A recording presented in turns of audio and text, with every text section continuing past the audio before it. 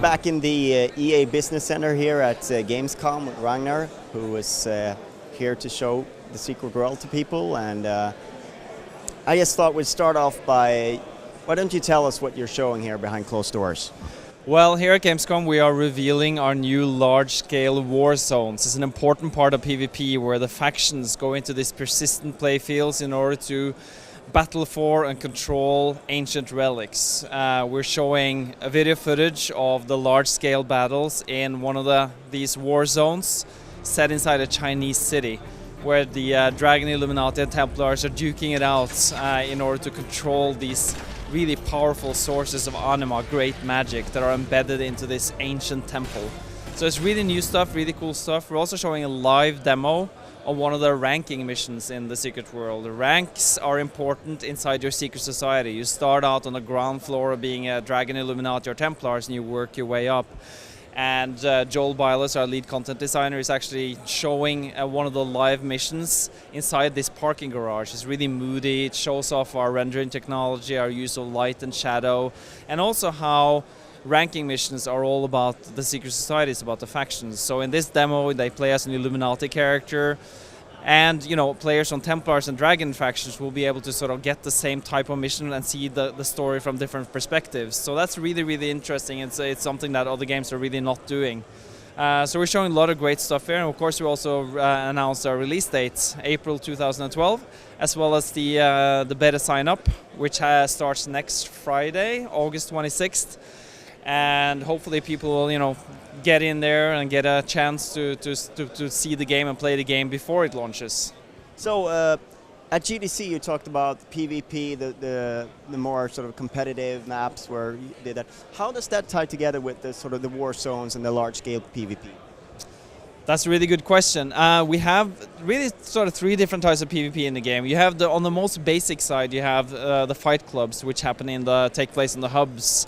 And those are more sort of free-for-alls. You can jump in, try out your deck of powers, your 7 active, 7 passive powers, and get a feel for how that is without any great consequences. Then we have what we call the battlefields, which is shown at GDC, and we're going to show them again here as well, talk a little bit about them, how the mechanics of those are, and those are more sort of 5-on-5-on-5 or 10-on-10-on-10, capture the flag type, deathmatch type mechanics in Stonehenge, Eldorado and Shambhala. That ties into the large-scale war zones in a way that, by completing the goals in these battlefields, you'll be able to get bonuses that will help you compete in the bigger war zones. You also have a global map with world stats that show like how much of the map, how many points does the Templars have, how well are they ahead of the Illuminati, for example. I mean, that's going to be really important to get this sort of global feel of who's doing what, who's controlling what, who's got points where, to really get a competitive nature going with the three factions. So you touched a little bit on it, who's controlling what, what will that sort of unlock, and how will that change the world for the player? And if you're in a faction, will you be locked out of content, or will you experience it differently? Controlling these sort of objectives inside the large-scale war zones is going to be really important. It will allow you access to new items, vendors will open up. The Council of Venice plays a big part of this. It's how we tie the PvP into the story. Council of Venice is the one who set the ground rules for PvP. They're the ones who decide that in this area, you have to get this and this many points, you have to do these mechanics in order to win it. It's a gentleman's war. It's sort of the rules of engagement that they set. So when, for example, the Dragon are controlling this Chinese temple war zone that we're showing today, they'll be able to get access to a vendor that can give them new items, and everybody from the faction can get access to that. You don't have to have participated in the war zone, so you'll feel the benefits that that these guys, these sort of 50, 60 guys from your faction, they've done that, they accomplished this, and now I can reap the benefits from that. There will be other bonuses as well. There'll be visual indications. The playfield will be visualized in a way that shows that the Dragon are holding this, the Templars are holding this, the Illuminati are holding this. You'll be able to see that in the presentation.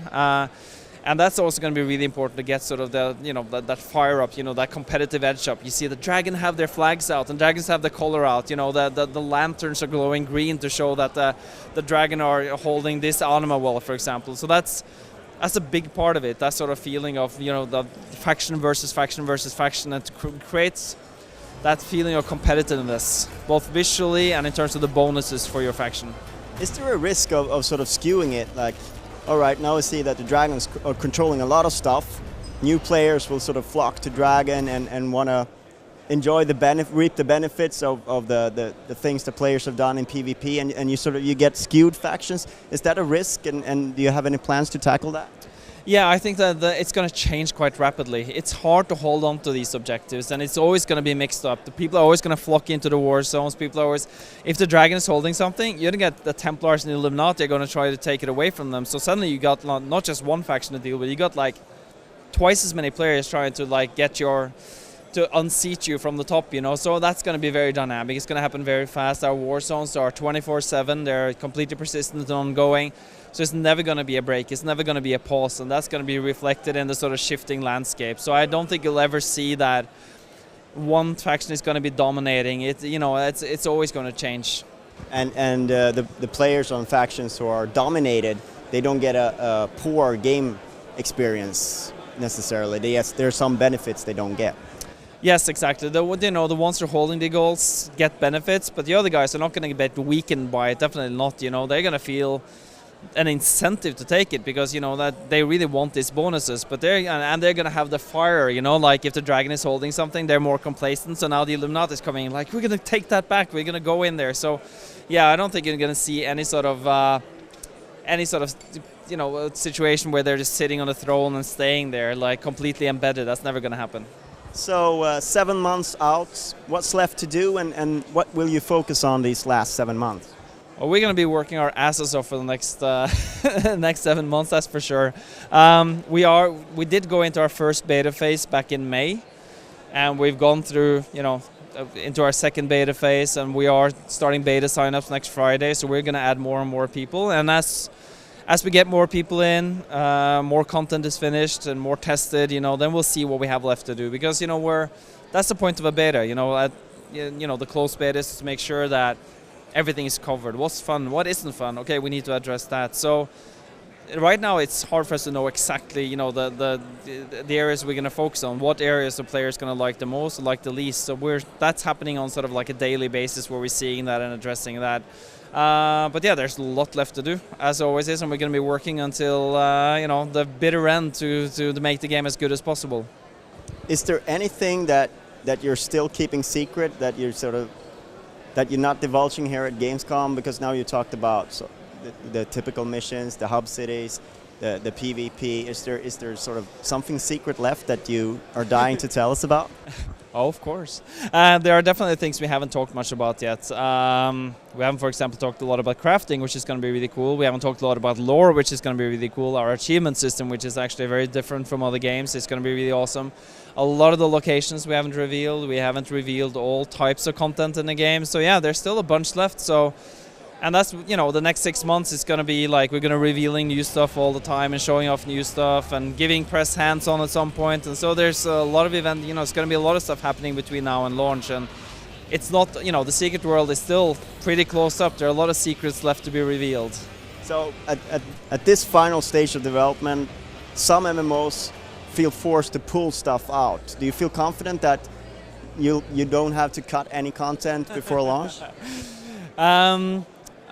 Right now we're pretty comfortable with the content we have in the game, that's what we're going to ship with. Whether or not that's going to change a little bit before launch, sure. I mean, at least you never know. I mean, it's when you go into beta and see what works and what doesn't, we might decide to focus more on this and focus less on that. So all the content we have revealed is going to be in the game. There might be stuff that we haven't revealed that we feel maybe we should do that later on, and we're going to do more content releases after launch as well. The game is going to grow, so we have a lot in store for that too. We have actually big plans for what we're going to do after launch. We have a storyline that's going to go on. We have new areas, new dungeons, new instances, all that kind of stuff is in the pipeline and ready to roll after launch, yeah.